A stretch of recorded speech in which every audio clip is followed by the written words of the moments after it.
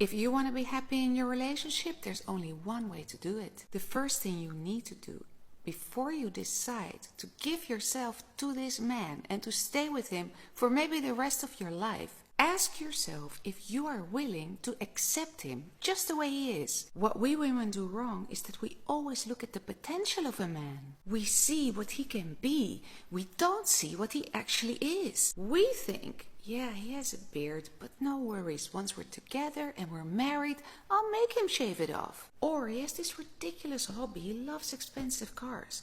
But no worries, I'll make him forget all about that because we need to save up money to buy a house. But you cannot change a man. And the worst is that we try to change men by controlling them. This will make you unhappy because your man will not listen to you. So if you could just accept him just the way he is, because this is what you're going to get, you will have a much happier life. And instead of trying to control him, why don't you focus more on yourself and on your own happiness within this relationship? Stay busy with your self-development. Don't give up on your hobbies.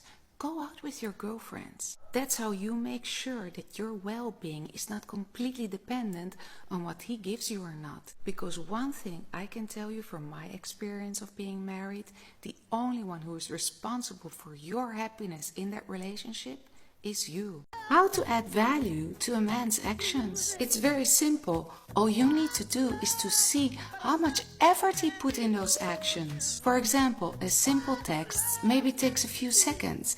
And if you're gonna tell me that that's difficult for some men, why would you want to be with a man who finds it difficult to send a text? Can you imagine you have kids with a man who finds it hard to send a text? Not to forget that everybody always has their phone at hand, so texting is not an action that a man has gone through trouble for. But if he wants to organize a date, book a restaurant, think of where to take you, pick you up from your house, drive you to the restaurant, pay for dinner, drive you back home, that obviously shows more of an effort, so you can add more value to that action. And if he sends you flowers but he also sends flowers to your mother, he gets extra points. In general, doing things for you that man has gone through trouble for, those are the actions you should value.